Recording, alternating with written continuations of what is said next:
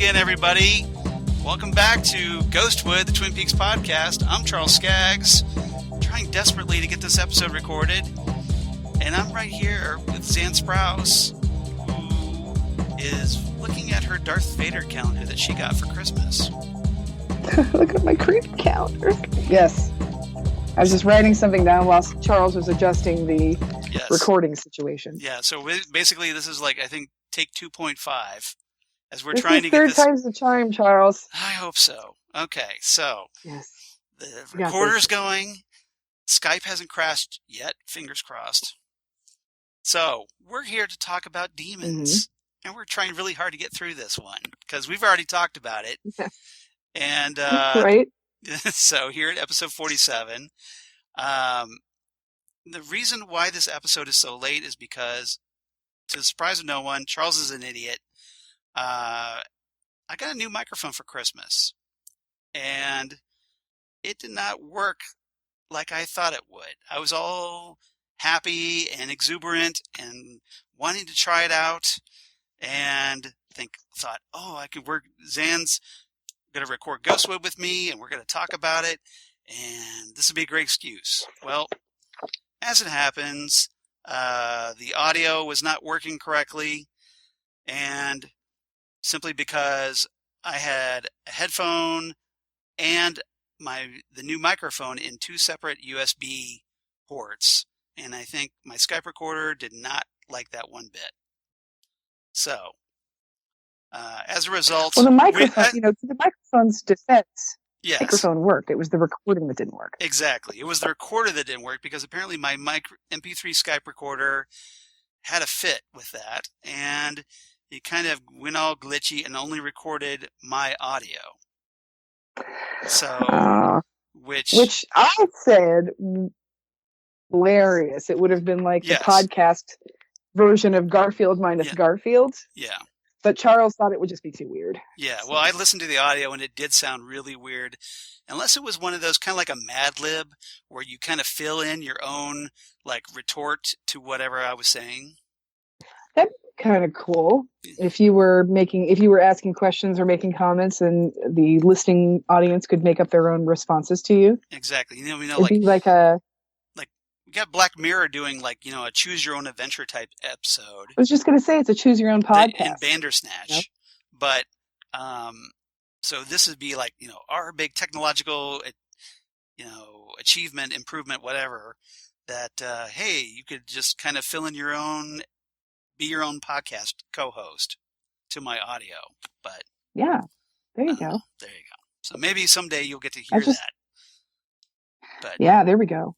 Yes, but it's there and it happened, and so we tried take 2, and then our recording kind of got screwed up again, so we stopped. But we noticed it within 10 minutes rather than an hour and a half. Exactly. So I think it was better that I stopped it when I did. Yes. Rather than us talk all over again and have everything all screwed up. So, with that in mind, let's try and talk about this episode, shall we? Let's talk about it. Yeah. Talk about demons. Let's summon some demons. Yes. Oh, but first, I do have to show you my cool new other thing that I got for Christmas. What did you get? I got a new CD. All I see is a reflection. Yeah. Can you see it? What? How about now? Okay. I see it now. Okay, because I tilted on an angle. This is the album Total Depravity by The Veils.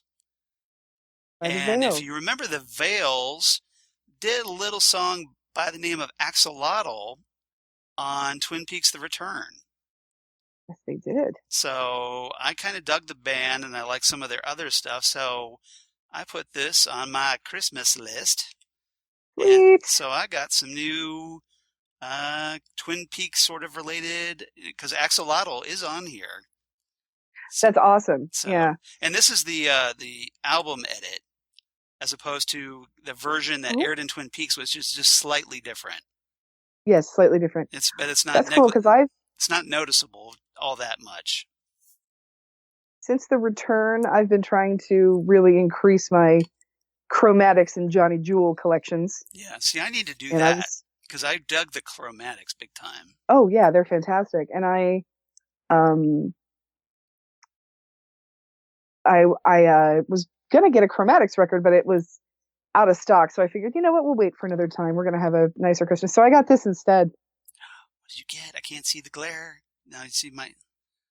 Okay, I see that. Now, Well, here, let me do is that this. Johnny Jules? It is not. It's even better. What? I can't see because You the can't picture see it? quality is not that great. Oh, dang it. It's Jeff Goldblum's new record. Oh, okay, yeah, because you're a little pixelated. So, yep. Gotcha. Okay. Yeah, it's Jeff Goldblum's new jazz album. Okay. Yeah, because I remember Which is him, getting, like, that he's a stupidly good musician. reviews. He does actually some pretty Yeah. notable jazz albums, if I remember He correctly. does. So, did you enjoy it? I did, but then But you were going to it'd enjoy be it hard anyway? not to because he's. Yeah, I was going to enjoy it anyway. Yeah. It's a shame he's So it not was fun. Goldbluming on the cover. He's sort of like kind of dancing around, but I just love him for embracing his eccentricity. Yeah, I think his he's quirkiness. yeah, it's working for him in a way that I think is, as opposed to somebody who like Nicolas Cage, where I think it's working against him. Yeah. I think Nicolas Cage tries too hard to be out Yeah. there, to be a little out there. I think he tries a little too hard to be serious. Yeah. And so it just comes off as even cheesy. Yeah. ridiculous. Yeah. Yeah. So Like he takes, you think he takes himself too seriously. I think he does. Yeah. There's something to be said for that. No. But anyway. All right. So I just thought I'd mention that because I thought it is Twin Peaks related, and That's awesome. And actually, really, I finally got to listen to the whole thing today, so really dug it. And yes, it's on CD for you kids under the age of 30 who don't know what a CD is. I would buy it, Charles. I'm telling you, I would buy more records if it came with download codes. Right. Because I still, to this day, I mean, vinyl's great and everything like that, but tell me how you listen to that on your bike or on the train or on the bus or in your car. Well, and the answer is you can't. Yeah, that's true. Now, with CDs, I can rip it and turn it into MP3s if I want, which I do. Much quicker than you can with vinyl records. You can buy the program and get the USB turntable, but it's real time, so it takes a while. Exactly. So it's just it's a whole thing with vinyl, obviously. Yep, it's a whole big thing. It's a whole. And you got to listen to the music in one room. Yeah. So anyway. Yeah. I still love it though. All right. So let's talk about demons. Let's talk about them. Obviously, the 6th episode of the 2nd season aired on November 3rd, 1990. So getting up there. Written by Harley Payton and Robert Engels, 2 of the better Twin Peaks writers. And directed by Robert Engels, of course, who wrote Fire Walk with Me. Right. Directed by Leslie Linka Glatter, who you kind of talked about a little bit in our previous attempt. I started to. You started let's to. Let's see if maybe Skype doesn't like me talking about this, but yes, Leslie Linka Glatter. Robert Engels also wrote some episodes on the air, and Leslie Linka Glatter directed. And not the same episodes, of course, but Leslie Linka Glatter directed my favorite episode of On the Air, which was the episode with Mr. Peanuts, the hand puppet. Right. The one with my all-time favorite line ever uttered by Miguel Ferrer in anything ever. Which is? And if that wacko puppet ever lays a finger on me again, he'll be at the nearest Salvation Army barracks sucking wind at the bottom of an orphan's barrel before the sweat dries on your hand. Do I make myself clear? Nice. Do you know how long I practiced to do that? I was going to say, you rattled that off effortlessly. It's. Have you ever heard Carrie Fisher talk about how difficult it was to say, I've placed information vital to the survival of the rebellion into the memory systems of this R2 unit? No, but I can imagine. I feel that. I feel exactly what she was, when I heard her tell that story, I thought to myself, that was me in that stupid quote that I, for some reason, felt the need to memorize at some point. Right. But yeah, I think that's like muscle memory at this point from how to say that, because I had to practice a lot because I stumbled over it a few times. It paid off because that sounded perfection to me. I loved it. So. Because how many sentences do you say in your life that can include both orphan's barrel and sucking wind? I mean, it doesn't happen very often. Yeah. Now you notice Miguel Ferrer, I mean, he's obviously, as Albert, he gets a lot of those tongue twisters. Especially, Yeah. that Yeah. where he's talking about like, oh, just like you chucklehead, you hayseed, and he goes on this big long rant that I can't obviously do Oh, justice to. I am a naysayer and hatchet man That's in the it. fight against violence.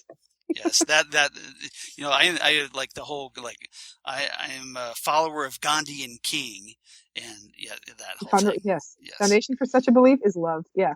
that Yeah, whole that he's whole got the that whole speech is fantastic. and try to say where do they keep his water dish 5 times fast. It's Yeah, very difficult. You wind up tripping over yourself a couple of times. So, but hey, that's but why yes, let's, that's why he's paid to be an actor, and I'm not, and I'm doing a podcast. that's why we're doing this for free for you wonderful people. Exactly. We're the So economy. We're the economy version. Is that what you're saying? we are the economy version of that. Yes, That's right. exactly. Yeah, the frugal version. Yes. I'm trying to class this up a little bit. All right. So this episode notable because hey, it introduced David L. Lander as Tim Pinkle. Oh, I remember something we talked about last time, Charles. Yes, we talked about Yes. way back when we actually got a recording out. Your awesome Lenny and the Squigtones album. Well, we talked about that before with the one that actually did go through. And we talked, but you're talking about Penny Marshall, of course. I am talking about Penny Marshall. Yes, the last podcast we did, we talked about David O. Lander, who is famously Squiggy from Lenny and Squiggy from Laverne and Shirley. Yeah. And the week after we did that podcast, Penny Marshall passed away. I just wanted to shout out to Penny Marshall, tangentially related through David Lander to Twin Peaks and the world of David Lynch, because David Lander, again, On the Air. Right. So, I just I really want to watch On the Air now. That you keep mentioning it. I keep wanting to watch it now again. I don't think I've watched it since it originally aired back in the 90s. Oh yeah, see, I a few of them, so I only have a few of them, but we'll do what we can. Yeah. So I just wanted to acknowledge the life and career of Penny Marshall because she was amazing. Yeah, she was. Obviously directed A League of Her Own. That's probably my favorite movie of hers. Scarily enough, my favorite movie of hers is probably Jumpin' Jacks. Oh, with Whoopi Goldberg. Yeah. I've seen that, but it's not my favorite. It's not it's not the best movie she's done. It's not the best one, but I love it. I love it. And then after that, I would probably have to say, I mean, I love League of Their Own. Don't get me wrong. Right. But after Jumping Jack Flash, I'd have to say Big is my favorite because I really, really like Big. Yeah, that's true. I forgot about Big. Yeah.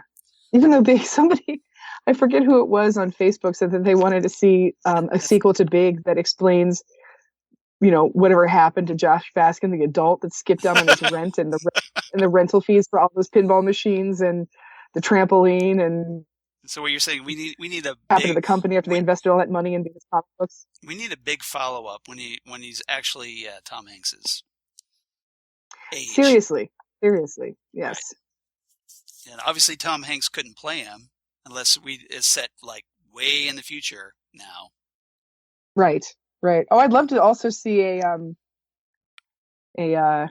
CW show, The Further Adventures of Zoltar. Just every week, Zoltar machine like screws up somebody's world. Well, like every week, yeah, somebody like gets transformed by Zoltar. Exactly, and then hilarity ensues. So anyway, I wanted to shout out to Penny Marshall, and now yes, a shout out to the Super Dave. Yeah, Super Dave Osborne. Lost the Super Dave Osborne. Yeah. So and then also Mean Gene Okerlund, because I'm a big guy from the 80s. Oh, Gene. Yes, that's right. I really liked Mean Gene. He was cool. Yes. So coined by Jesse Ventura back in the day. I feel like there's got to be some relation from Twin Peaks to Curb Your Enthusiasm somewhere. I don't know where it is, but there's probably some sort of Super Dave tangential thing that we can do there. So yeah. So far 2019. But yes, David Lander. You're kind of kind of sucking with this. Already. Right off the bat, it's like we're on day 4 of 2019, and we've lost great people. Charles, did you know that Super Dave, was Albert Brooks's brother? I did know that because I saw his tweet about that. Oh, did he? Oh, okay. Yeah, Albert Brooks tweeted about that. So Yeah, their real last is Einstein, which I think is hilarious. right, Because if your name is Einstein and you have a son, what else would you name him besides exactly, Albert? exactly. Come. All right, so David Lander Yeah, so in David Lander. Demons. Yeah, but also we get the return of the mysterious Fumio Yamaguchi, Fumio and Yamaguchi, who yes, we'll talk about, and Lenny Von Dolen as Harold Smith in what is his, as far as the original series, is his last appearance. But of course, he turns yes, up in Twin Peaks: Fire Walk with Me, and yes, he does, and he has a much better time in that movie. in prequel form. He's the only one. Yeah, he's the only one. Yep. And What's interesting? he's one of the happier characters in that one. He's one of the he's one of the characters that gets out of that movie completely unscathed. I mean, we know what's going to happen to him in the future, but it's pretty okay with him for that. Now, here's some interesting history behind the name Fumio Yamaguchi. Okay. And I don't know a lot about Japanese history. Of course, I looked it up. I don't know a lot about Japanese history or Japanese names or anything like that. And Jeremy Belay, if you are listening tonight, please let us know if I am completely full of it on this one. Jeremy Belay, a friend of mine who has studied a lot of Japanese culture, is an occasional listener of our show, so hopefully he can chime in on this with me. But the name Fumio is somebody who, underneath a rough and ready facade, conceals a deeply emotive and hypertensive nature. Okay. And they hoped to appear and brave and assertive. And that can mean either glistening success or staggering failure. Okay. Interesting. So yeah, that's interesting. And then the name Yamaguchi means entrance to the mountain forest. Interesting. So whoever picked that name, Fumio Yamaguchi, was doing some research, I think. I'm thinking Mark Frost probably came up with that. Probably Mark Frost. Yes. That would be where I would put my money on. Is that was my Mark Frost. But we also in this episode is notable because we get the on-screen debut of Gordon Cole. Yes. Got these things cranked up to the max. Gordon Cole. Yep. Gordon Cole, of course, from Sunset Boulevard. Right. A character in Sunset Boulevard. And one of David Lynch's homages to classic Hollywood cinema. Because of course it's David Lynch in classic Gordon Hollywood. Cole. That's his wheelhouse. That's his geeking. That's his thing. Yep, that's his thing. Just like we geek over Twin Peaks, he geeks over classic Hollywood. Exactly. Well, I'm geeking at classic Hollywood right now. I do as well, but yes. When I finally I actually saw Twin Peaks before I ever saw Sunset Boulevard. I have still yet to see Sunset Boulevard. Believe it or not. Oh my god! I know, right? We're gonna have a party. We're gonna watch here. Yes. We're gonna watch Sunset Boulevard. That would be fantastic to me. Then we're gonna watch Invitation to Love. I would. That would be awesome. But Chet, I have to know what happens to Chet.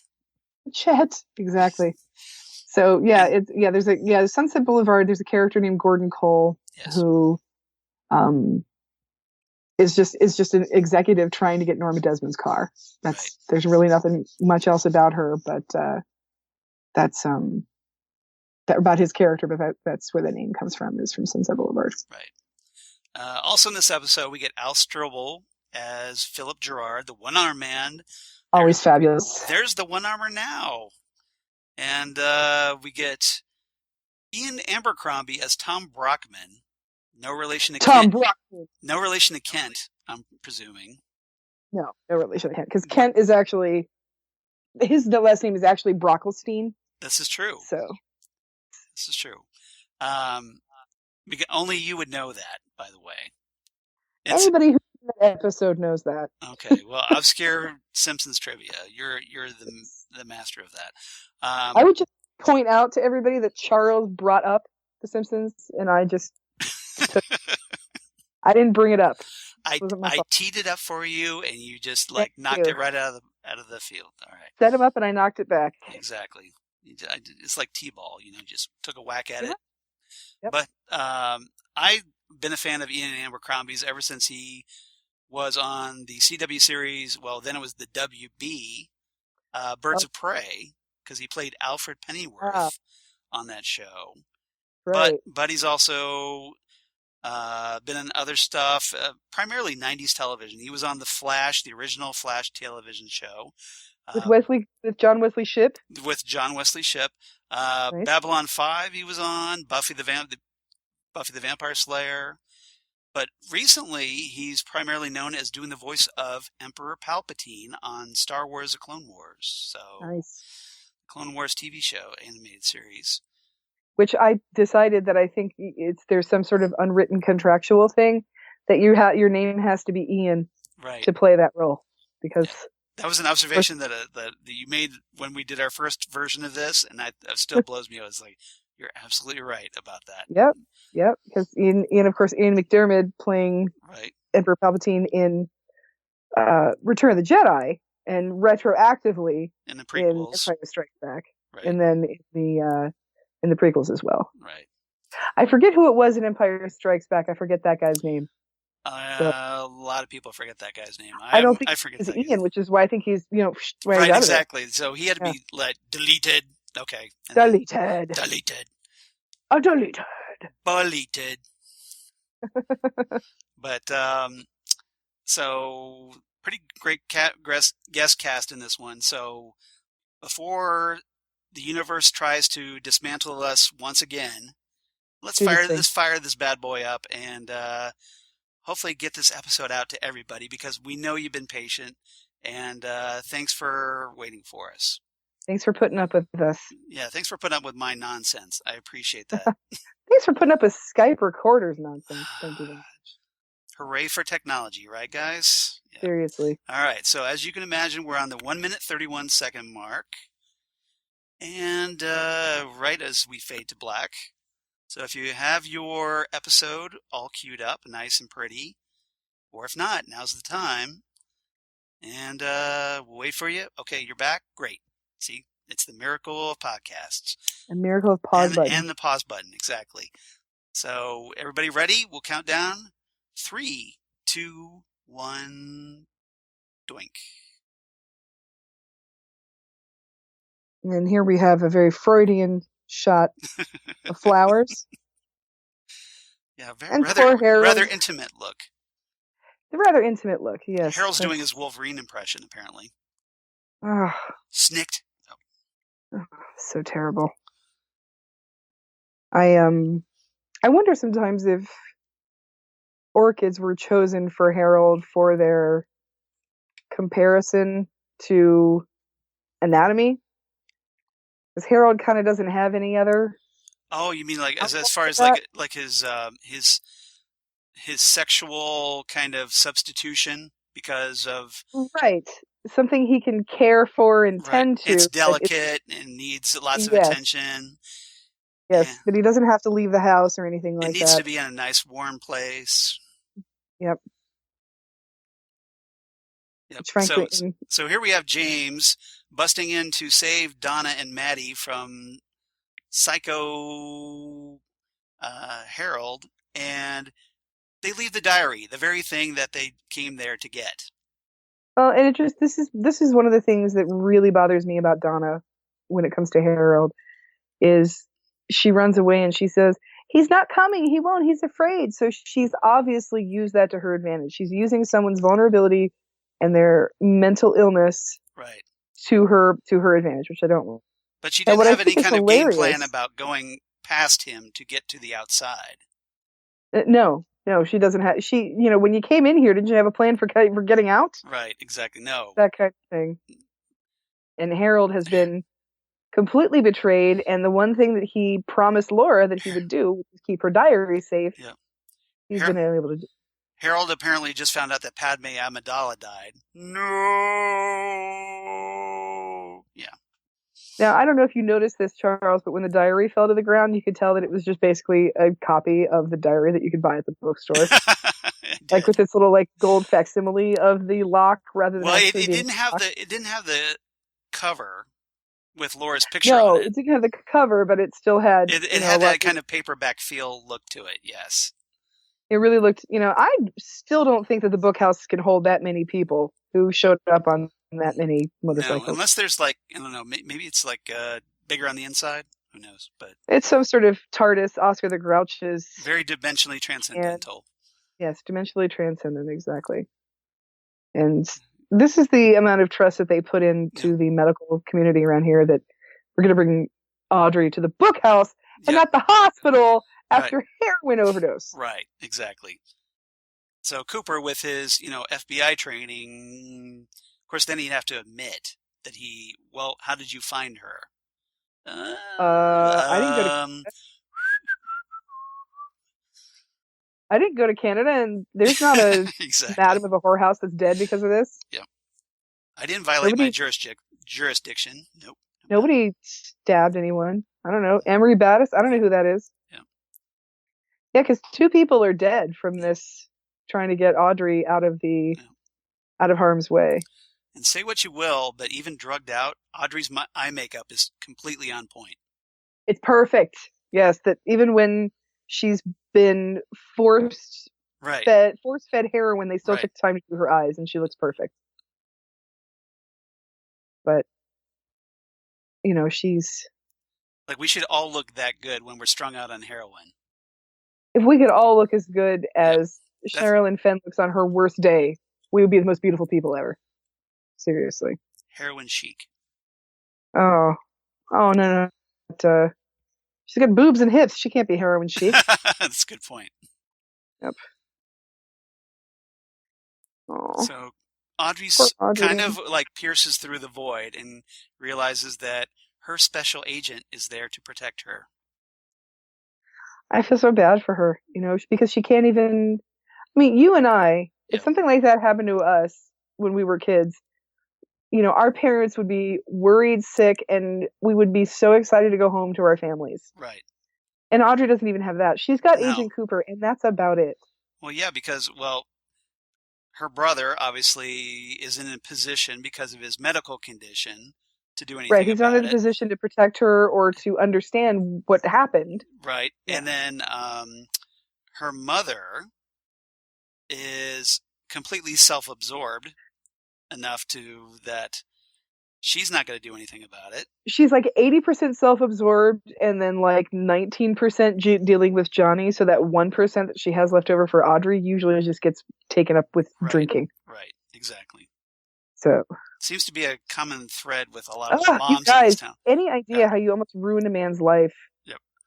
Here, let me bite your neck like a vampire. Yeah. So here's Harry going through like the worst high school yearbook ever. Well, I want to know who they're looking for, because this looks like a mugshot book from like 1958. Well, and here's the funny part. Okay, all those mugshots, they don't have names with them if you look at them closely. Like right here. They don't have names. They're blank. Yeah, that's true. They're blank. So how could you identify them? By memory? Maybe this is the book that they show to people. Oh, that's true. I didn't think about that. Maybe there's like a second book. A second ledger. A second ledger. Before. Dun dun dun. Dun, dun, dun. Yeah. See, we didn't observe that the first time. No, so yeah, maybe that's the one that they show to people, so you don't know their names, so you don't get anything in your head. Exactly. Because if I had seen that was Jean Renault, I'd been like, probably was him, because that guy's horrible. And yeah, so now Cooper's come to the realization that maybe that wasn't legally the best move I could have done. He should not blame himself for what happened to Audrey. That was all Emery Battis and Blackie. Yeah. Audrey's just trying to do the right thing and figure out what's going on. Audrey... It wasn't his job to babysit Audrey to keep her from going to One-Eyed Jacks. As we've said before, she is 18, and he has made it painfully clear that he knows she's 18. Yeah.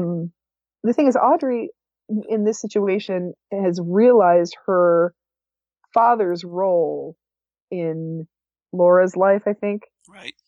And so she wants to find out what happened to Laura, but she also is trying to get some dirt on her father and maybe take her father down a peg. Right. Although So I think she learned a little bit more than she was hoping for.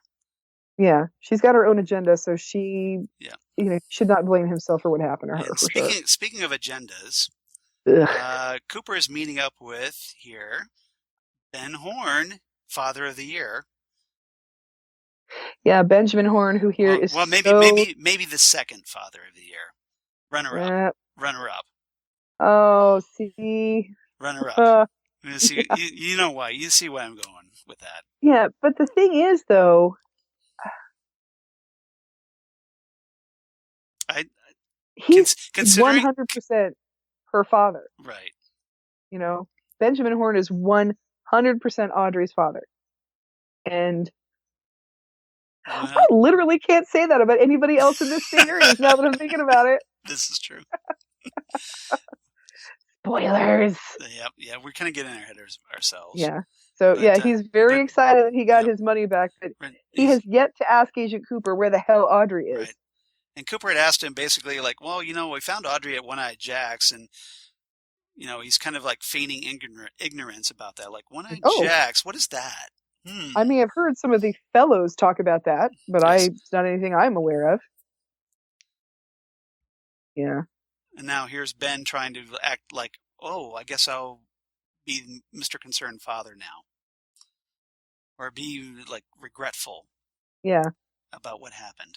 Exactly. I'm pretty sure that my dad and your dad would have, like, shoved Agent Cooper out of the way to come find us. Pretty much. Yeah. Hugs. God. You are so insincere. It's just gross. And as I mentioned last time, he smells like cheap department store cologne and sub sandwiches. Brie. Oh, yeah, Brie and baguette sandwiches. Yeah, Brie and baguette sandwiches. Yes. Yep. Thank you. Yeah. He's like, okay, well, I have my money. Where do I hide this from everybody? And what am I going to do to that idiot Hank Jennings, who failed at everything I sent him to? Yep. So, okay, so here we have Leo's homecoming.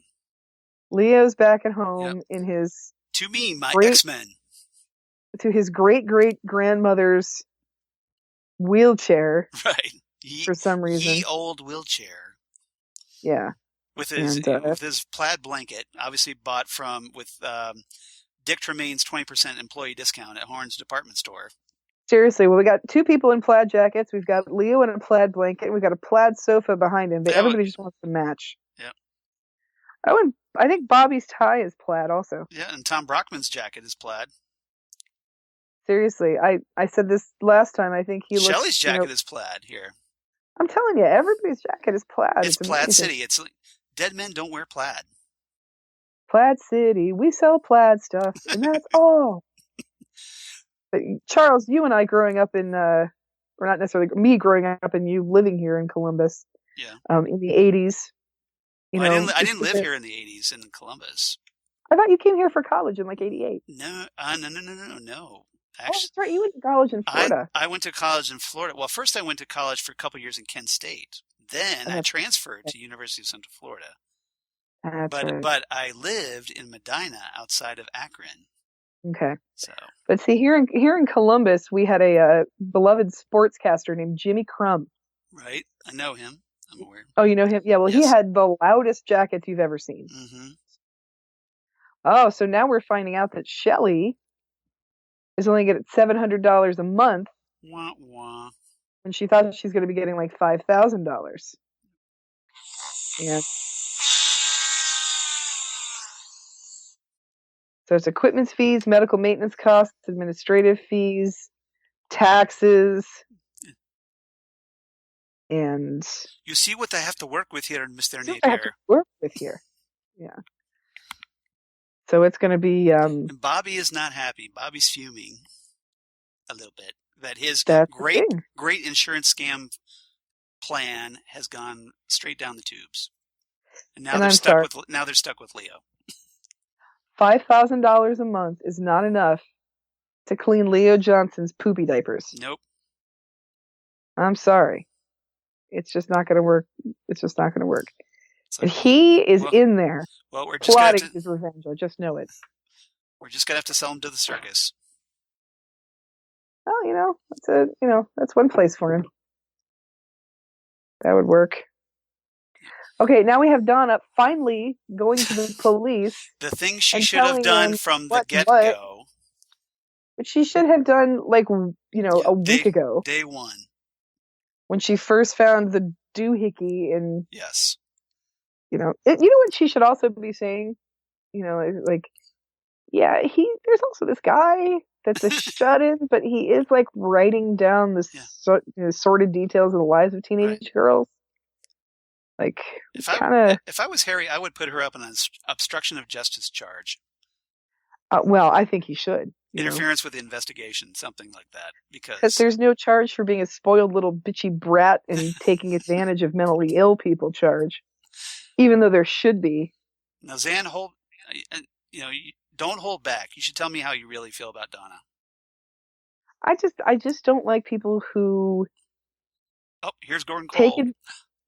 People who take advantage of people's mental illnesses. It's not nice. It's Gordon Cole! Gordon Cole! Oh, look how young David Lynch looks. He's adorable. Yeah. The pompadour was not nearly as elevated as it is today. No, nowhere near. This is like mini pompadour. Little mini pompadour, yeah. The Diet Coke of pompadour. 1 calorie pompadour, not pompadour enough. In his wonderfully bottom of the line, government issued probably hearing it. Okay, so here we have important clues because Albert isn't in this episode. Because Albert had something else to do. Right, exactly. And yes, the fibers that they found with Cooper were vicuna, which I don't know if you guys know about this. That's usually found in very fancy pants, clothing, that type of thing. You mean like department stores where someone might be shopping a lot? Well, I think more like department stores like in Seattle would carry that. Right. High-end department stores. Yeah, not necessarily. There's the One Armor now. Not necessarily. Yes, that was Donna sticking her nose in where it doesn't belong. Yes, it was.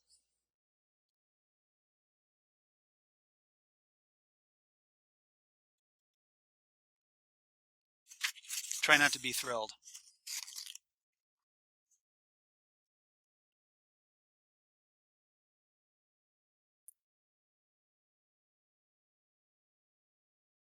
Oh, yeah, you're so worried. Yep.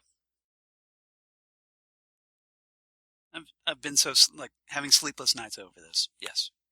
Yeah. About the money. Oh, I mean you. Yes, you. Not the money. Not the money. And I'm saying these really disgusting things to you because people are listening. Oh, and I'm on to you. Don't tell the FBI man that I run a whorehouse, sweetie. Yep. We're all going to play innocent, and everybody's going to play along, right, honey? Yeah, It would be a real shame if you ended up back on heroin, honey. I saw so much, a.k.a. you, Daddy. We'll sort it out, a.k.a. I'll pay you to shut your mouth. You just tried to be all skeevy on me.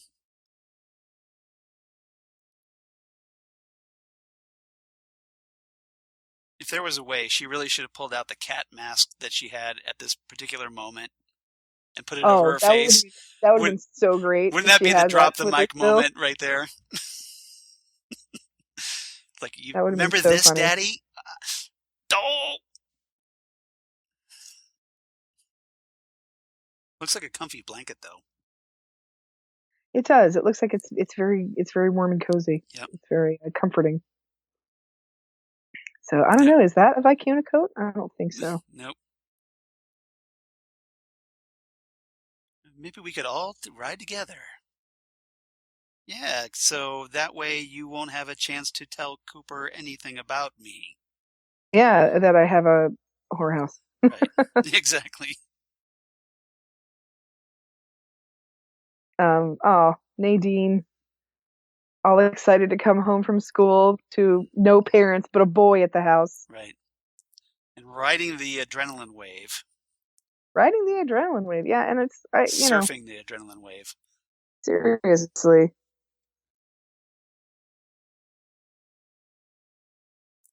Bouncing on the furniture like a 3-year-old.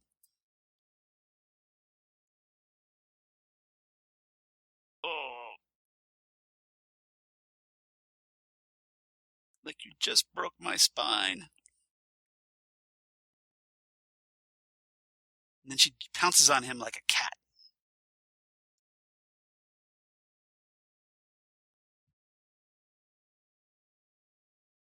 And Ed apparently just shat himself. Oh, seriously, he's been.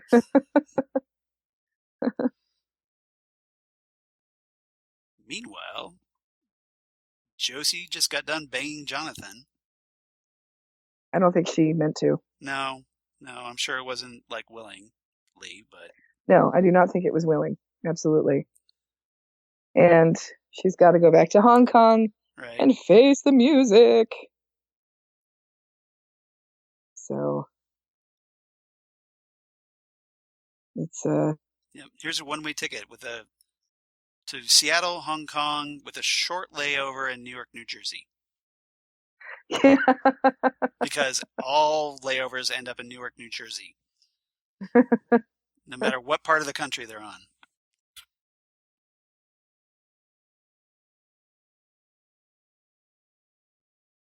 Goodness. Thomas Eckert mentioned setting up more stuff. Thomas Eckert, I can't wait. David Warner. Sark himself. Yeah, Sark himself, the devil himself. Yep. Josie, your arrangements never work out. Have you realized this? Yeah, Josie, this is not gonna just quit. Yeah, this is not gonna happen. Nope. So you're surrounded yourself with shadier than shady people. Yeah, you're not doing a very good job about this kind of stuff. Nope. And so it's not exactly but then again, I think you can probably get out of this. I mean, you're pretty crafty. I think you can get out of this. Right. Your crime kung fu is not as powerful. Oh, meanwhile, the show just started over with the Twin Peaks theme. Yeah, I'm not 100% sure where this is. Yeah, here we have the it's Crystal Lake. Oh, that would make a lot of sense, actually. That would seriously be a now would that be wouldn't that be a great crossover? Yeah, that would be a thing, because you're thinking about Leland going camping at age 14 and something really bad happening. Bob versus Jason, the final chapter. Yep. I'd pay to see that. I would. Oh my gosh! And Bob would of course win out of supernatural beings. Exactly. Well, there's some argument that Jason himself is also supernatural because he keeps coming back from the dead. Yep. So that could be a pretty interesting fight. Be a good fight, though. It would be a good fight. Yeah. And I think Bob. Now I want to see that fight. I was never particularly fond of the fact that in the whole Freddy versus Jason thing, Jason won. So I've always been kind of ticked off at that. So I'd really like Bob to win this one. Well, because Freddy was the more imaginative killer, but Jason was the unstoppable killer. Well, that's the thing, is that, Freddy can get you in your dreams, but Jason apparently transcends all laws of physics. Time, space. Yeah. It's bizarre. So, and here we have teen angst. Yeah, James feels like he has to apologize for leading her on. Maddie on. Well, I don't know. I think it's. I don't know if I don't know. Did he lead her on by holding her hand in the thing? Well, he made all googly eyes at her during the song recording. Well, Yeah. When you look exactly like his dead girlfriend, Right in front of his current girlfriend. Uh-huh. So James was not cool then. Well, and I think, out of everybody who had a bad night that night, I think Maddie had the worst night. That's true. So. Now she's saying that she's going to be leaving Twin Peaks, but sadly not going back to Missoula, Montana. Montana! But we'll find out that next time. We're going to, spoilers once again. Yes. Spoilers. Yeah, so. Spoilers for a 28-year-old TV show. Yeah, I think that's the. I think the statute of limitations on that expired. Statute of limitations, yeah. I think that's fair. More plaid. Look at all the plaid in this town. See, it's twin it's plaid. like everybody's starting to figure out that Benjamin Horne is no damn good. To crime. Gentlemen, to evil. To crime. So yeah, I just everybody's figuring out that Benjamin Horne is no damn good. Right. So I see what you did. She's coming to collect, and now she's she's telling him, like, listen, I need my money like right this second. Right, because she has to skip town. Yeah, she's got to skip town, and he wants that deed or the insurance agreement signed by Pete Martell. Which is, I don't like this deal for a lot of reasons. First of all, pretty much everybody in the town is going to be out of work because of this. Right.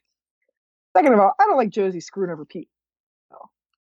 Which it just seems like a betrayal because Pete was like one of the few people actually nice to her. Yeah, he's one of the few people that genuinely likes her. He stood up for her against his wife. Yeah, I mean, he didn't want anything out of her, and I mean, maybe he does, but he's not going to try anything. I don't think he's that gross. Harry is like her boyfriend, so that's a mutually beneficial thing. But he just likes her. Well, Josie, if you notice, obviously is a user of people. She uses them to get her what she wants. Ben wants to be a player of people. Like he thinks he's the big deal maker. And yeah, he's like I said, he's read way too many Donald Trump books. Let's put it that way. Oh my gosh. Yeah, seriously, the art of the deal. Yeah. You see how that worked out. Mm-hmm. Right. Yeah, that's been a job. And here's Josie and kind of getting off on the fact that, hey, she and Ben have enough dirt on each other to have this impasse. I think the only person who's an idiot enough to do business with him at this point is going to be Hank Jennings. Right. The berries side by side. Oh. All excited. Oh, yeah, seriously. She needs cash and she needs it now. And she's thinking she's also probably going to have to kill somebody. Yep.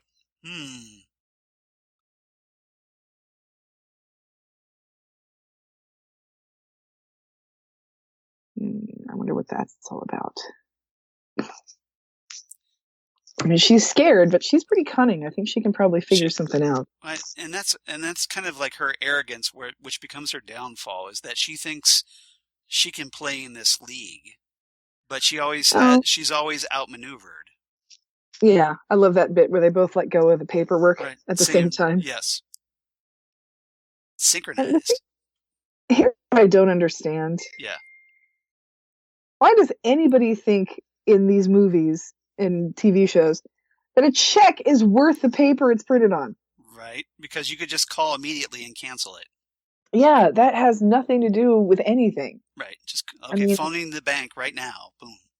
Until I get a briefcase full of 20s, I don't trust anything. But to be fair, that he just endorsed that check. So there's nothing. It would have to be Yamaguchi who canceled the check. But no, it's Benjamin Horton's money. It's not the. No, it wasn't deposited. He just endorsed over the check that Fumio Yamaguchi gave him for $5 million. Oh, that's right. Yeah. So, and we know that check is no damn good. Right, exactly. But Ben doesn't know that. Ben thinks it's legit. Yeah, that's the thing. Yeah, Ben hasn't figured out, that Fumio Yamaguchi has a secret. Fumio has secrets. He's filled with secrets. So yeah, Bobby and Shelley now making love, or like, not really making love, but kind of like making out in front of Leo, who creepily watches behind a pair of sunglasses. Yeah, this is just weird. Yeah. I mean, I don't know if you've seen, Face Off, but people wake up from comas and kill Exactly. you all the time, apparently. So. Maybe he's auditioning for a Risky Business sequel. Oh, God. Please don't make me watch Leo in his underwear. Dun, dun, dun, dun, dun, dun, dun, dun. Dun, dun, dun, dun, dun, dun, dun. He kind of wheels across the floor in his wheelchair, in his underwear. With the hat on and new shoes and underpants, and that's it. That's funny. That would be hilarious. Yeah, see, this is just really strange because... Creepy Leo is creepy. I don't know. I mean, I can understand wanting to get back at Leo, but this is a weird way of doing it. Yeah. Yeah, that would freak me out too. I'm just not. Oh my God! Somebody do the dishes, please. I know, right? Seriously. We keep waiting for Leo to do it. Oh, that's right. This is where we live, Shelley. Yeah. Oh, it's all good, bro. I love the fact that they took the trouble to slick his hair back into that pony and pull it right back in that ponytail, just like he likes it. Yep. Make it just look perfect. There's like a perfect mullet under there too. Oh, Leo's cake. It's slapstick comedy time. Wonk.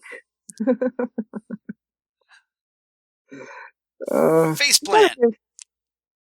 Good on Eric Del Rey for this one. This is a tough scene for him to do. Right. I could think we didn't light the candles. You have to wonder if that was the first take, don't you? Yeah, you can see like where he's like, you know what, you get one chance to do this. Exactly. We're running out of cakes. You have to do it this time. Yeah, seriously. Oh, I love Cole Agent Dale Cooper. Dale Cooper's relationship. It's adorable. It's like this ersatz father-son, older brother, younger brother. They're FBI bros. Yeah, mentor. Blue Rose Bros. Blue Rose Bros. Oh my God. Say that 3 times fast. I think we just started something horrible. Oh. So, yeah. Can I talk to you in private, even though I'm never in private, because I can't not scream everything I say? And apparently I'm not self-aware enough to know the volume of my own voice. Yeah, that's the thing. But that's the gag. That's the joke. That's my office, guys. Give me back my office. Yep. I'm still, And Harry is still eating.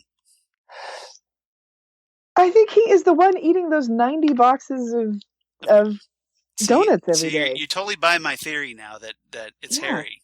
That it's all for Harry. Because every time we see him in the station, he's with Cooper or he's eating or both. See, he's, he knows Cooper. He knows he's not sleeping. He knows he's having weird dreams because he knows how Cooper operates. So. Cooper's trying to convince Gordon that he's like not frayed, like burned out. Yep. Exactly. Up. Here we go. We're going to start. Yeah. If this is a private conversation, it's not. So don't even try. I just want you to know we're all rooting for you. Just want to tell you both that we're all counting on you. Yeah, that's it. So Cooper's been shot, and now he's getting chess-related death threats. The chess deal. It's a chess deal. So this is not a good time to be Cooper. Pawn to King 4, by the way, in case anybody's wondering. And actually, interestingly enough, I actually started playing this game.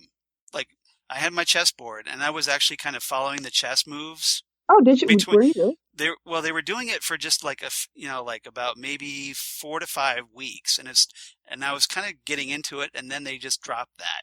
They kind of did, yeah. But I was kind of disappointed because I kind of wanted to see if that was an actual chess game being played, and for a little while it was. Yeah, that was and they were trying to find a stalemate so they wouldn't have any other deaths. And see, that's what I thought would have been cool is like once we got to that point where Pete Martell is involved, I thought it would have been cool to see how we got there. How we got to the stalemate, yeah. But then things just went crazy. And yes, I know that's really geeky. But no, I think that's awesome. That's dedicated. That's not geeky, that's dedicated. So here we are with our latest round of Bob or Leland. Yes, and I am of the opinion that this is full-on Bob right here. And the reason I'm of that opinion is because I think it's Bob with this stuffed animal fur that he puts into the pocket of his interior lining of his coat.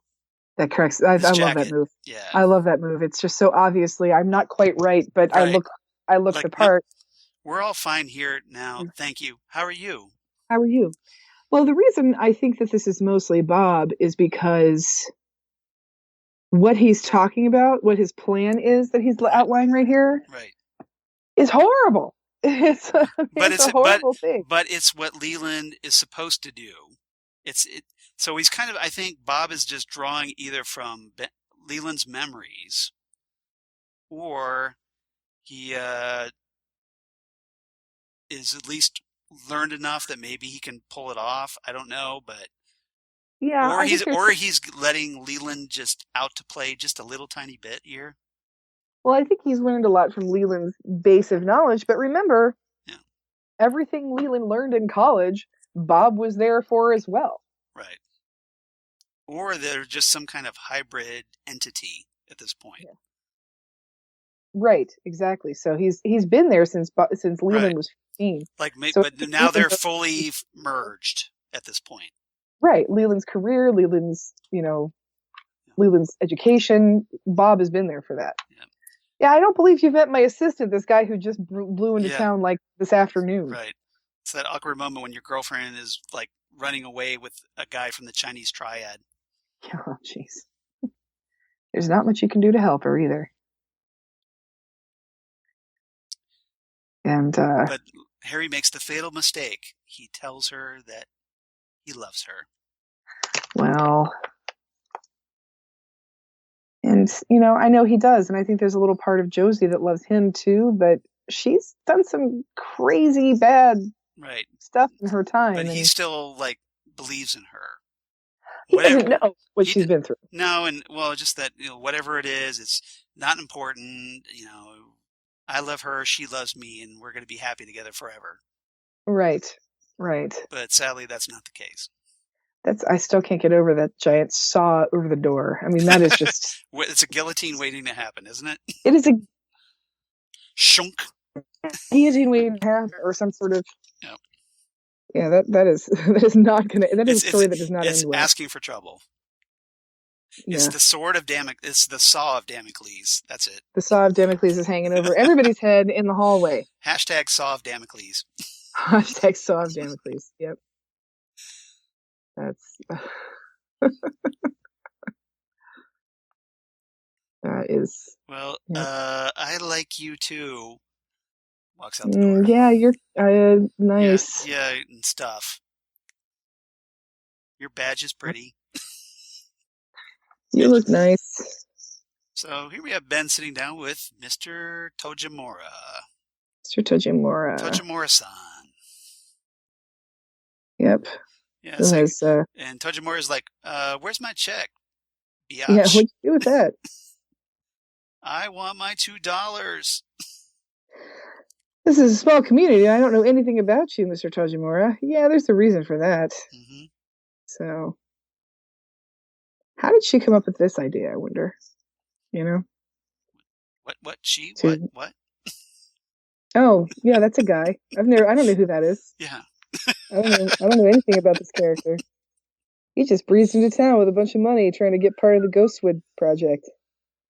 Totally on the level. Yeah, why would you let somebody just come into town that you don't know anything about and give you a check for Yeah. $5 million and think, oh, hey, I have Yeah. $5 million now? Not at all Piper Laurie sized. No, that doesn't look anything like Piper Laurie No, with not a bit. fake eyebrows and a fake mustache and a wig. Yeah, Fake teeth. Yeah, no. yeah, and glasses And, and a really racist accent. Yeah. So I guess it's not terribly. I don't. Is it racist or is it stereotypical? I think it's both. Yeah. But I mean, that's the thing. If you're gonna be, If you're gonna go all out, well, there you and if go. you're gonna hide in plain sight, you got to really be something completely different. Right. And now a lovely little rendition of "Getting to Know You" by Ray Wise. always fantastic. He knows how to work a crowd. He does, and he has a really great voice for it too. He has a fabulous voice. There's nothing Ray Wise cannot do. I'm telling you. He's very natural at this. Whether or not this is appropriate is a different question. Is a different story. But yeah, he can pretty much do whatever he wants. It's like, you're embarrassing me. So I'm pretty sure you're embarrassing both of us, frankly. Yeah. Yeah. And now it turns into this awkward duet. Which is funny because Richard Beymer, of course, who plays Ben Horne, was in what movie? West Side Story. West Side Story. Along with... That would be Dr. Jacoby. Russ Tamblyn, yep. Yep. I do enjoy watching that movie and seeing the two of them. And Pete is hilarious at this scene. Oh, Jack Nance is just perfection. He's like, hey, what's happening? We found out that Pete Martell is apparently a big musicals buff. Yes, he is a big musicals buff. Have you ever seen, Charles, The Return of the Pink Panther? Yes, I love the Peter Sellers Pink Panther movies. I have them all. The Return is my favorite one. Right. But I get where you're coming from with this. Yeah, you get where I'm going with this. And Christopher Plummer, right, at the very end of the movie, when it's found out that his wife is in fact a jewel thief, not him. Right. He's trying to prove his innocence, and because he was originally the Phantom. Yeah, he was the Phantom, and so he's trying to prove his innocence because someone has heisted the Pink Panther, the famous diamond, and he saw the security footage from the night that it was stolen. And how about a nice cold pint of milk? Yeah, I'm gonna go to a bar and drink milk in a mug because I am that kind of guy. Well, Pete is that cool that he can go into a bar, order a pint of milk, because that's how cool he is. That's how he rolls. That's how Pete Martell rolls. Yeah, exactly. He's that awesome.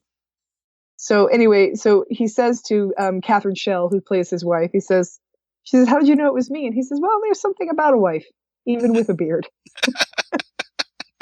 So that's a great line. Although my favorite of those is the Pink Panther Strikes Again. Because is that the one with the death ray? That's the one with the death ray. Herbert Lom goes completely cuckoo for Cocoa Puffs, and that's why it's awesome to me. I love that movie. Yeah, that one is really bizarre, and that's what I love about it. and it also has the best Clouseau Kato fight, I think. Oh yeah, that's a good one. Now, I do love the one where from Return, where he goes flying into the other lady's apartment and she just beats him with his own baguette. Yeah. And that is not a euphemism for anything. It's literally a loaf of bread that he brought home from the store that she whacks him with. So here we have Al Strobel now as Mike. Yeah, he's a little bit easier to play, Mike. Very theatrical in his elocution and his presence, demeanor here. Oh yeah, he's very gesturing theatrically. Mm-hmm. He is host to me. And that's the nice thing about Mike, is that Mike kind of explains the things about Bob that we're not going to get from Bob, because we're not quite sure who Bob is yet. But it's coming soon. Stay sure tuned. He's inhabiting somebody. Yeah. It's like, that cannot be revealed until 7 years from now in a Showtime revival series. Oh yeah, a little bit. Yeah, and yeah, seriously. I love that delivery. That he wears a smile. Everybody run. Yeah. Do you understand the parasite? Yeah, we get it. Well, some of us needed to learn what parasite meant. Yes. Look up, like Remora is with sharks. That's true. That's very true. And see, this is the thing that's gross about Bob. He feeds on the fears and the pleasures. Right. So, because he's a fear vampire, essentially, is what he is. He's like a fear vampire, but he's also going to feed on you and make you do terrible things. Right. Like terrible sexual things that are against your will. Of futures past, the magician longs to see one chance out between two worlds. Fire, walk with me. Great delivery by Al Strobel there. Oh yeah, and where have we heard that before? Exactly. Like every week on our podcast. Exactly. It's our mantra. We say to every ourselves couple of weeks when we actually can get our equipment to work. I don't know if I ever told you this, but when this show was airing, I was at the University of Central Florida. Oh! I don't even like looking at his drawing, Charles. Not even at his drawing. But anyway, so like just to freak people out, I wrote that phrase on the chalkboard. Like nobody was there, and I was waiting for somebody to come in and see that phrase on the chalkboard. Is awesome. Just again, and I wish I could have seen the reaction to it, but I just wrote it and walked off. This is the funny thing about my high school, is because I saw the movie Fire Walk with Me in high school, and which is a great high school date movie. It was a big group of us that went to it, so it was like most of my high school went to see that movie, so nobody would have been freaked out by it. It was the thing. So. I can top that. Nice. Okay. That's the first movie that I took Lori to when her first time out here in Columbus. Wow, and she still married you? I know, right? That's amazing. How is that possible? That's amazing. I don't know though. If you would have said to her, it was love, true love. Seriously, if you had said to her like, "Hey, my parents own a restaurant kind of like that," one, I would have been like, "All right, let's go get pie." Yeah. So next time we're gonna go to the Great Northern Hotel to find out how. Look for Bob there in the house with many similar rooms, but occupied by different souls, night after night. That's the thing. He's only there like a couple hours a day. Yeah, exactly. But again, I get ahead of myself. Exactly. He just pops in every so often. Yep. So that's our episode, everybody. We got through it. Now. Yay, we did it. So, hope you enjoyed it. At least we hopefully won't have to watch it a third time. Not that it's Twin Peaks, so it's not like horrible for us to do that. I'll watch it like 100 times, but we want to keep coming up with fresh material, so that's the tricky part. All right, so what's your rating for this one? I'm gonna do 8.5 mugs of milk. Very nice. Pints. And I give it 8.5 because it loses some points for Harold getting screwed over, right? Because that's just mean. It's like I said, I understand Harold's a little bit weird, but he's mentally ill, and there's no need to torment the mentally ill and take advantage of them. No. But this episode is like setting up a bunch of stuff, and it's all going to come to fruition pretty quickly. And it's setting up and I think I've said this before about the Wyndham Earle storyline. it's kind of a slow burn. Like it sort of starts out with this letter, and then who was Wyndham Earl? Well, they teased it because they knew they had that eventually, because the network wants us to wrap up the Laura Palmer mystery. Right, because we can't. I mean, and the Laura Palmer mystery should not go on for decades. I mean, I kind of in agreement with the network on that one. I am 100% in agreement with the network on that one because it shouldn't have been dragged out. Right, people are going to lose interest, and I think we've talked about this before, where you have that teetering on the cusp of finding out something for too long. People just stop caring. Right. It's cool up to a certain point, and then people just like, okay, wrap it up already. Yeah, people just stop caring about it, and so you have to wrap it up, and you have to move on. But at the same time, you have to have something to replace it. Obviously. Yeah, exactly. And I think what's great about Twin Peaks when it does that is that part of the thing about Twin Peaks is that it's a mysterious town with all kinds of weird crap going on. Right. But at the same time, I think if you were to have a show that just goes from one murder to another murder to another murder or something like that, just weird things that are going on in Twin Peaks that is just all Twin Peaks related. Right. Or like if Bob was moving around, it would get a little bit tedious. I don't want to say, hard to believe, because Twin Peaks does require a lot of suspension of disbelief. Right. But it just becomes sort of like, oh, come on. Right. Seriously, this one town and now everybody's going to get murdered? Like, really?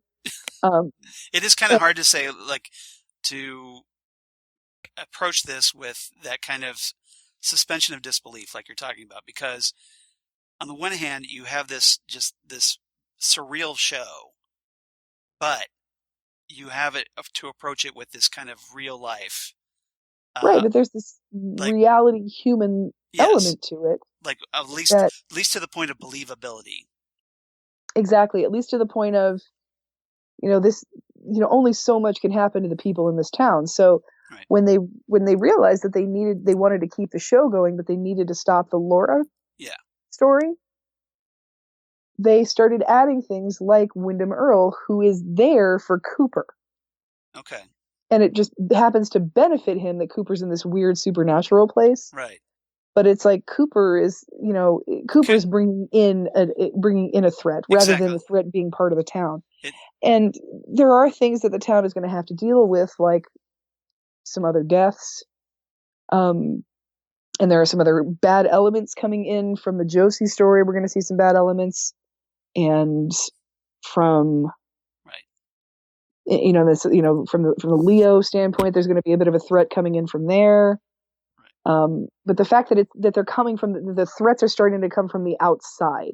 Yeah, more external threats are more external. I think is a really good way to keep going with that, because if you kept it all in the town, like if next year's homecoming queen dies, it's just going to be it's going to get stale and silly. Twin Peaks doesn't get stale for that reason, and we're going to have other drama about Jean Renault and what's going on there, and the fact that Cooper is going to get in trouble for going across the border and killing people in a whorehouse. We'll talk about this eventually. I think the problem though with the Wyndham Earl mystery, in my opinion, was that it wasn't kicked into overdrive soon enough. Because we had those 4 episodes, and we'll talk about that eventually, where we take that detour with James. That literal detour. Literal detour, and this storyline that nobody cared about. And that was, and I don't know why. And if we had gone into the Wyndham Earl storyline sooner, I think it would have helped. I think. Maybe, or maybe we just wanted to. But the thing is that felt like a way to keep James around, right? More than it was, because they could have done a bunch of different things. Because there could have been more with Eckhart, there could have been more with Josie, there could have been more, with John Justice Wheeler. John Justice Wheeler could have come in earlier. Right. Benjamin Hort could have gone crazy earlier. There are all kinds of things with that, but I think that was more of a way to keep James in our forefront, and I don't know why that didn't amount to anything. Why James just sort of fizzled, and we get a postcard from him in one of the last episodes, and that's kind of all we hear. Right. So Yeah, just the execution wasn't yeah, handled as well as it could have been. right. I don't. Of course, I don't always preface my criticisms with like, what amazing, groundbreaking show have I written? Exactly. But Yeah, it's. I mean, it's obviously very easy to armchair quarterback this, yeah, very especially with 28 years mileage. right, But right. it's not the years; it's the mileage. And the but the point is that distance kind of gives you that perspective of like, well, it could have been like what it like you kind of get a better idea of how it should have been handled, and even though there was nothing really you could have done about it. Well, that's the thing. I don't know how it should have been handled. I just know that there's a element of this that I didn't enjoy. Right. You just know that And something could have been done differently, I think. yes, Then obviously or because just even omitted. the way things turned out. Yeah. If James is going to go, if James had to go through what he went through, I would have liked it to have amounted to more for him. Right. And it doesn't particularly, and even in the return, it doesn't particularly. That storyline doesn't really do anything for James. Nope. So, but as for me, anyway, my rating. Yeah, what's your rating, Charles? My rating is completely in sync with you. Nice. 8.5 homecoming party kazoos. That's a good one. Or face cakes. Yeah. I was going to do hearing aids too, if you had taken the kazoos. Nice. But yeah, I think homecoming party kazoos because that works. Yeah, that was good. So next time, obviously, we're going to talk about Lonely Souls. So many lonely souls. Solitaire. So many lonely souls. Yes, and I am a lonely soul. And we'll find out what happens to Harold Smith, tragically. I don't want to talk about that. And that's like a Judy subject. Yep. And we get one of my favorite sequences, even though it's really horrifying, at the end of this episode. But it's like so well done. It's one of my favorites. Like with golf clubs? Well, like with seeing the return of Julie Cruz. Oh, that. Okay, I know. Okay, now I know yes. what you're talking about. Yeah. All right. So we'll just leave it there because we got to tease something for next time, right? Heck yeah. So that's going to be in episode 48 of Ghostwood. Okay. All right. And hopefully we only have to talk about that one once. Fingers crossed. Well, we can watch it 80 times, but we This can is only true. talk about And well, I probably have watched that 80 times because it's one probably. of my next week. Yeah, the next episode's I know I'm kind of getting ahead of myself with my rating, but I really love that episode. Okay. So it's one of my favorite episodes. Gotcha. All right. So probably give it a really high rating. Just go figure. So come on back for that. In the meantime, of course, we'd love to hear from you. It's been a while since we've gotten some feedback, so drop us a line if you would. We definitely appreciate that. Ghostwoodcast, at Ghostwoodcast on the Twitter machine. Or you can email us directly at ghostwoodpodcast@gmail.com. The Gmail. We'd love to hear from you there, or on Facebook at Ghostwood, the Twin Peaks Podcast. Funnily enough, that's what our Facebook page is called. We want it to be easy to find. We don't want to be that mysterious. Exactly. Yeah, we're not that mysterious and strange. Although we're not that weird. We're a little bit mysterious and strange, but not that much. We're weird, but we want people to find us. Exactly.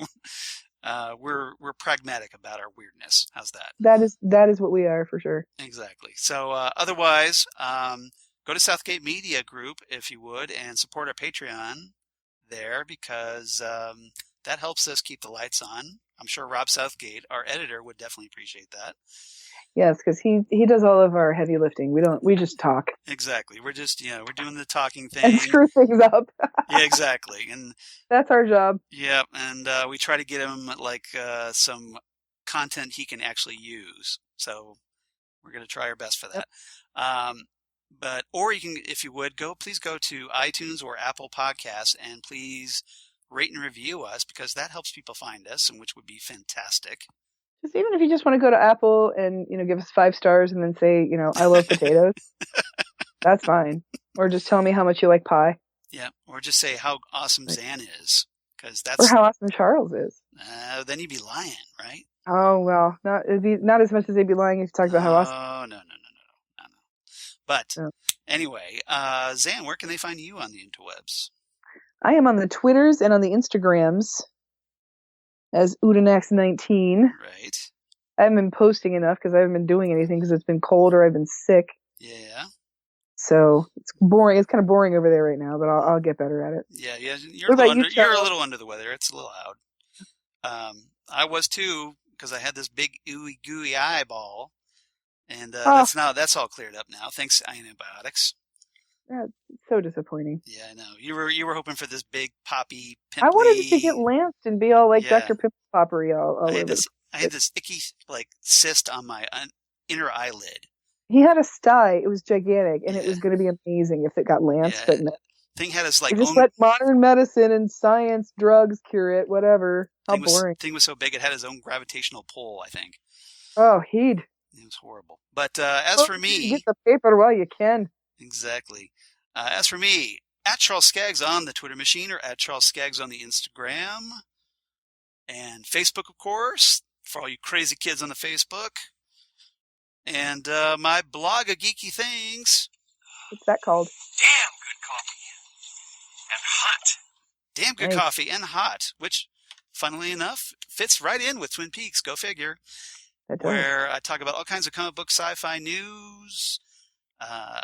Recently posted my Aquaman review, if you want to check that out. Spoiler alert. Thumbs up or thumbs down? Thumbs up. I enjoyed it. Nice. And not my favorite, but I enjoyed it quite a bit. It's not for you, Charles. I know. It's for my wife, apparently, because my wife, Lori, was all... and I are going to tell you exactly who this movie is. Well, to be fair, there is Amber Heard as Mira. So, there's a little eye candy there. That's true, but nothing like what... But people who are attracted to men.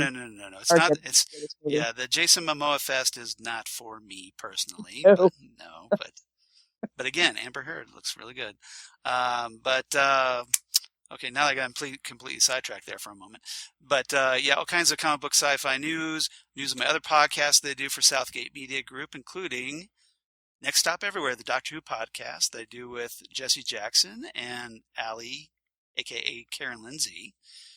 And Phantom Zone podcast that I also do with Karen when she's feeling well enough to do that. We're trying to get that show back on track. Oh, poor Karen. She's having some health issues, but so our thoughts are with her, of course. And Titan Talk, the Titans podcast that I do with Jesse, where we just wrapped up talking about Titans Season 1. We're going to talk a little bit about Young Justice Outsiders for probably a couple episodes, and then we're heading into the Doom Patrol live action series, which I cannot wait because it's so much stuff out there. It's essentially going to be like the DC Universe version of Twin Peaks, I think. That should be interesting. Which I'm really looking forward to, especially now that I know that they're going to be incorporating a lot of Grant Morrison concepts, like Danny the Street. Really? Really. Oh wow! So we're going to get to see a transvestite sentient street on DC Universe show. Never expected that, did you? Good job, DC Universe. So credit there. So my fingers are crossed that that show is as weird as I hope it is. I hope so. Yeah. But we'll be talking about there in Titan Talk here starting in February. So tune in for that if you would. Nice. And I need to find somebody to talk about that with me in case Karen's not feeling up to scratch. Oh, okay. So I'll be looking, but we'll see. But other than that, thank you so much for listening, and thank you so much for your patience with us in trying to get this episode out. Hopefully we will get back on track next time, and we'll do better. And because next episode, Lonely Souls, is a huge episode. Laura Palmer's killer is revealed in this episode. Dun, dun, dun, dun. Dun, dun, dun. Which, of course, if you watch the show, you know exactly who it is. Oh, yeah. But if you haven't, you're in for a shock. Mm-hmm. And it's a pretty impressive episode. One of my favorites. It is. Obviously. Yeah, it has some major moments, major ramifications. Yep. And some just very cool David Lynch-esque moments. Oh, yeah. All right. So come on back. Ghostwood will be here and hopefully back on track. And we'll see you next time right here at Ghostwood Twin Peaks Podcast. Bye, everybody. Bye, everybody.